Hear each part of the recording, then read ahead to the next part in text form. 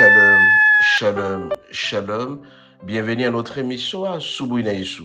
Moi, c'est le pasteur Bienvenue Matenda Kibangala. Je salue toutes celles et tous ceux qui suivent régulièrement notre émission à Subuinaïsou et vous souhaite de très bonnes conditions d'écoute à Subuinaïsou qui signifie dans l'une de nos quatre langues nationales, le matin avec Jésus. Bien aimé, ce matin, notre thème s'intitule 2 points. Maîtrise bien ta colère. Maîtrise bien ta colère. Bien aimé, la colère, c'est un sentiment qui peut arriver à tout le monde quand on est offensé. Une offense, c'est un mal qu'on subit. Alors nous avons deux sortes de personnes. Il y a ceux qui subissent l'offense et ceux qui causent l'offense. Mais très souvent, ceux qui subissent l'offense doivent avoir ce qu'on appelle le sentiment de la colère. La colère, quand on se sent mal, on se réagit.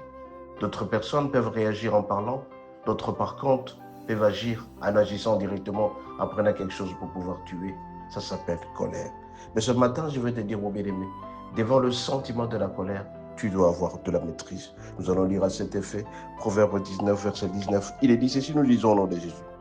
Celui qui la colère emporte doit en subir la peine, car si tu le libères, tu devras y revenir. Bien-aimé, devant la colère, l'homme doit avoir de la maîtrise.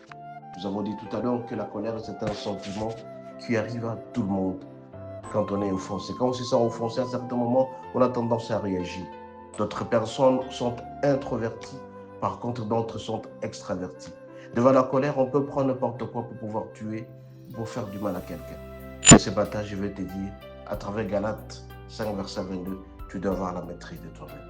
Parce que quand on est en colère, on peut agir directement et les conséquences surviennent, on règle par après.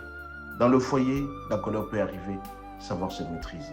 Dans les relations interpersonnelles, au travail, à l'église. À tout moment, bien aimé, on peut être l'objet de la colère. Quand on est colérique, on doit savoir s'abstenir, on doit savoir se contenir et demander à Dieu de savoir se maîtriser. Quand tu te maîtrises devant la colère, mon bien-aimé, tu pourras tout gagner. Parce qu'avec la colère, tu peux connaître, ou tu peux faire une gaffe et par après, tu regrettes. À travers la colère, tu peux frapper quelqu'un, quelqu'un meurt et tu regrettes par après.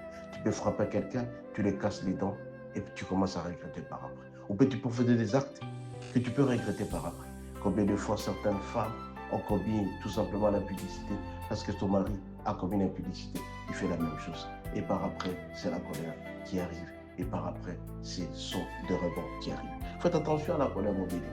Quand tu es colérique à tout moment, tu agis devant la colère et ayez la maîtrise devant la colère. Il n'y a que la maîtrise de Dieu seul qui peut nous aider. Raison pour laquelle ce matin, demande à Dieu, chaque fois que tu es dépassé par la colère, de demander la grâce de Dieu de t'accorder ce qu'on appelle la maîtrise de soi.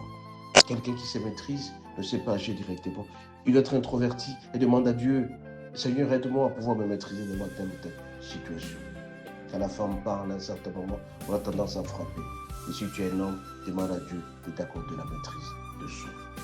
Si par contre tu es une femme et que tu vois l'infidélité de ton mari, à tout moment, demande à Dieu de t'accorder cette maîtrise de toi-même.